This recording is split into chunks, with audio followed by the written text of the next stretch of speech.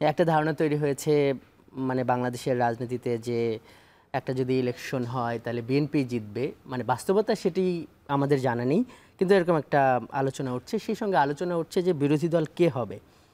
এখন ইলেকশনের মাধ্যমে বিরোধী দল একটা জিনিস, আরেকটা অভিযোগ যেটা আলাপ আলোচনা চলছে, যেটা তাজরুমাকেও আমরা করলাম, যে বিরোধী দল বানানোর একটা পরিকল্পনা চলছে। এরকম মানে প্রশ্নগুলো গণ অধিকার পরিষদ সহ অনেকেই করছে। গণ অধিকার পরিষদের কার্যালয়ে এখন সর্বদলীয় একটা বৈঠকও হচ্ছে।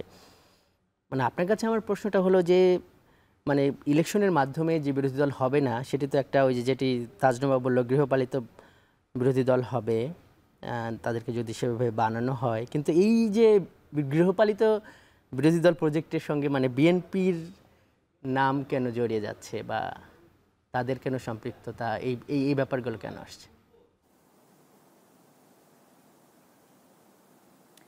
অনেক ধন্যবাদ আপনাকে এবং এখন টেলিভিশনের সকল দর্শক শ্রোতা এবং আমার সহ আলোচক যারা আছেন। প্রথমে আমি এখন টেলিভিশনের মাধ্যমে আজকে আমাদের বাংলাদেশ জাতীয়তাবাদী দলের ৪৭তম প্রতিষ্ঠাবার্ষিকী আমি সমগ্র বাংলাদেশের জনগণকে অভিনন্দন এবং শুভেচ্ছা জানাতে চাই। বিশেষ করে আমার লালপুর বাগাতিপাড়ার মানুষকে আমি ৪৭তম প্রতিষ্ঠাবার্ষিকী শুভেচ্ছা জানাতে চাই। দেখুন, রাজনীতিতে কে সরকারি দলে যাবে, কে বিরোধী দলে আসবে, এটা সম্পূর্ণ ডিসাইড করবে দেশের জনগণ।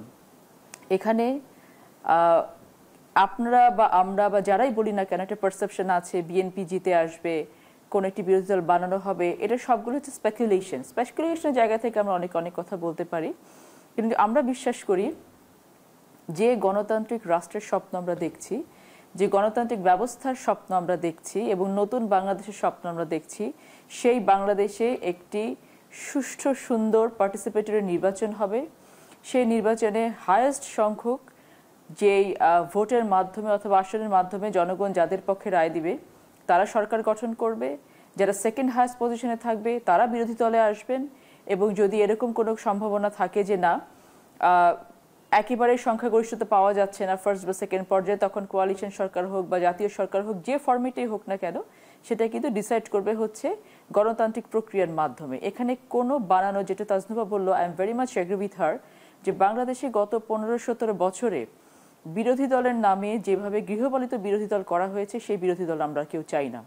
এবং আপনারা খুব স্পষ্টভাবে দেখেছেন এবং শুনেছেন আমাদের ভারপ্রাপ্ত চেয়ারম্যান জনাব তারেক রহমান দ্ব্যর্থহীন কণ্ঠে বারংবার বলেছেন যে আমাদের যে পার্লামেন্ট ভবিষ্যতে হবে, আমরা চাই এটা একটি ফাংশনাল পার্লামেন্ট হোক, যে পার্লামেন্টের উদ্দেশ্য থাকবে দেশের উত্তরোত্তর সমৃদ্ধি সাধন করা, উন্নয়ন সাধন করা। এই উন্নয়ন মানে শুধু স্ট্রাকচারাল কোনো উন্নয়ন না, এই উন্নয়ন মানে হচ্ছে বাংলাদেশের জনগণের জীবনমানের উন্নয়ন এবং বাংলাদেশের উন্নয়ন। এবং সেই জায়গাটা থেকে আমরা সবাই চাই যে সবাই মিলে এমন একটি সরকারি দল এবং বিরোধী দল আসুক এবং জনগণ সেটা সিদ্ধান্ত নিক, জনগণ সেটা ডিসাইড করে দিক, যারা জনগণের প্রতিনিধিত্ব করবে এবং জনপ্রতিনিধিত্বমূলক একটি পার্লামেন্ট হবে, যেটা নিয়ে আমরা আমাদের দেখা স্বপ্নগুলোকে বাস্তবায়নের দিকে নিয়ে যাব। একটা কথা বলা অনস্বীকার্য এখানে, যে জাতীয় পার্টির যেই ক্যারেক্টারিস্টিক্স, তাদের মাফিয়াতন্ত্রকে প্যাট্রন করার জন্য তাদের যে এইডটা ছিল, তাদের যে পার্টিসিপেশনটা ছিল, এখানে তাদের রাজনৈতিক যে চরিত্র, এটা বাংলাদেশের জনগণ জেনে গেছে। এখানে কোনো কিন্তু দ্বিমত নেই। তবে আমরা যেটা মনে করি যে একটি গণতান্ত্রিক রাষ্ট্রে, গণতান্ত্রিক রাষ্ট্রীয় ব্যবস্থায় সকলের পার্টিসিপেশনের মাধ্যমে একটি নির্বাচন হওয়া উচিত এবং কে থাকবে কে থাকবে না, কাকে একেবারে ইতিহাসের আস্থা করে নিক্ষেপ করতে হবে না, এটা জনগণ ডিসাইড করবে, কারণ জনগণই হচ্ছে আসলে সকল ক্ষমতার উৎস। যে পুতুলাপা যেটি মানে বলছিলাম যে জাতীয় পার্টি, আপনি বললেন যে তার যে রোল ছিল তাতে তারা এমনিতে ইতিহাসের রাস্তা করে মানে নিক্ষিপ্ত হবে, মানে একটা যদি ইলেকশন হয়। মানে জাতীয় পার্টি তো কয়বার, মনে হয় যে 3বার বিভিন্ন সংসদে তারা বিরোধী দল হিসেবে ভূমিকা রেখেছে। মানে যেই আলোচনাটা সেটি কি আরেকটু মানে ক্লিয়ার করবেন যে বিএনপি জাতীয় পার্টিকে বিরোধী দল হিসেবে আগামী সংসদে চাচ্ছে, এরকম কোনো ব্যাপার আছে? বিএনপির দলীয় কোনো সিদ্ধান্ত আছে? আমি আপনার প্রশ্নটা বুঝতে পারিনি, আমি আরেকটু বলে নিই যে আপনার বিরোধী দল বলছেন, আমি বলবো যে জাতীয় পার্টি কোনো বিরোধী দল হিসেবে কোনো পার্লামেন্টে ছিল না, আমি বলবো সো কল্ড বিরোধী দল হিসেবে ছিল। কারণ তাদেরকে ওখানে নিয়ে যাওয়া হয়েছিল যেন মাফিয়াতন্ত্রকে একটা বৈধতা দেওয়ার চেষ্টা, এবং এই বৈধতা দেওয়ার প্রক্রিয়াতে তারা যেভাবে তারা যদি এই প্রক্রিয়াতে পার্টিসিপেট না করতো, তাহলে হয়তো বাংলাদেশের জনগণকে এত ভোগান্তি ভুগতে হতো না।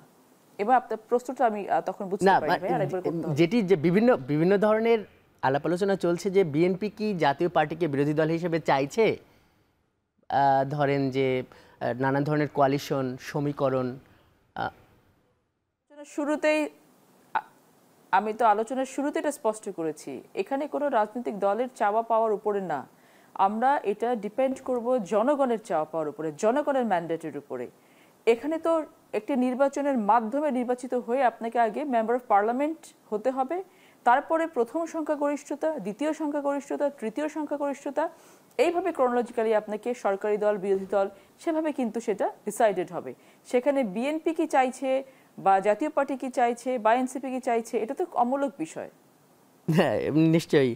আচ্ছা ফতুল্লা ভাই, যেটা বিভিন্ন দল এই জাতীয় পার্টির ব্যাপারে এখনও যে বলছিলাম যে গণ অধিকার পরিষদের তাদের দপ্তরে একটা সর্বদলীয় বৈঠক হচ্ছে জাতীয় পার্টিকে নিয়ে, একটা দাবি দেওয়া তুলছে এনসিপির দাবি যে তারা বলছে যে জাতীয় পার্টি তারা নিষিদ্ধ চায়, মানে এখানে মানে বিএনপির অবস্থান কি? দেখুন, এই যে একটি দলকে নিষিদ্ধ করা, যেমন আওয়ামী লীগকে কিন্তু নিষিদ্ধ করা হলো, আমরা তখন একটা কথা বলেছিলাম, এখনো একটা কথা বলছি, যে একটি প্রক্রিয়াকে যদি আপনি প্রপারলি অ্যাড্রেস না করেন এটা বুমেরাং হয়। গতকালকেও কিন্তু রাজধানীর মাটিতে আওয়ামী লীগের মিছিল হয়েছে। আপনি একটি সংগঠনকে বিচারিক প্রক্রিয়ার মাধ্যমে নিয়ে এসে যদি একটি সন্ত্রাসী সংগঠন, তাকে বিচারিক প্রক্রিয়ায় না নিয়ে এসে যদি আপনি অন্যভাবে এটাকে নিষিদ্ধ করার চেষ্টা করেন, এটা আলটিমেটলি কিন্তু বুমেরাং হবে। সেটার আমরা কিছু না কিছু নজির দেখতে পাচ্ছি।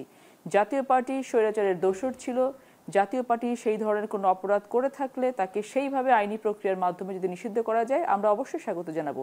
কিন্তু আমরা সবসময় একটা কথা বলে আসছি, যে বাংলাদেশের পেছনে যে ষড়যন্ত্র চলছিল সেই ষড়যন্ত্র এখনো নস্যাৎ হয়ে যায় নাই, এবং এই ষড়যন্ত্রকারীরা কিন্তু বসে নেই, তারা প্রতিনিয়ত বাংলাদেশকে অস্থির করার চেষ্টা করছে। সেজন্য সতর্কতার জায়গাটা থেকে কিন্তু আমাদেরকে আরো অনেক বেশি সতর্ক হতে হবে। আমাদের কিন্তু মনে রাখতে হবে যে তাদের যেই অপচেষ্টা, বিগত 17 বছর ধরে তারা কিন্তু first tier, second tier, third টায়ারে অনেক ধরনের ষড়যন্ত্রের বীজ বুনে গেছে। সেখানে আমাদেরকে অ্যাড্রেসটা করতে হবে খুব ডিপলি।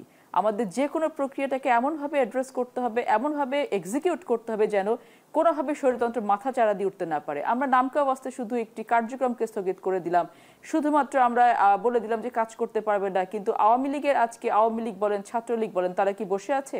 যত ধরনের অস্থিরতা তৈরির চেষ্টা কিন্তু আওয়ামী লীগ, ছাত্রলীগ করে যাচ্ছে, কিন্তু কোনো না কোনো ব্যানারে তারা ফিরে আসবে। তাহলে প্রক্রিয়াটা এমন হওয়া উচিত, জাতীয় পার্টির ক্ষেত্রে হওয়া উচিত, আওয়ামী লীগের ক্ষেত্রে হওয়া উচিত, যেন কোনোভাবে তারা আর এই মাথাচাড়া দিয়ে উঠতে না পারে। নামকা অস্তে কোনো ব্যবস্থাতে আমি বিশ্বাস করি না, আমার দলও বিশ্বাস করে না বলে আমি মনে করি।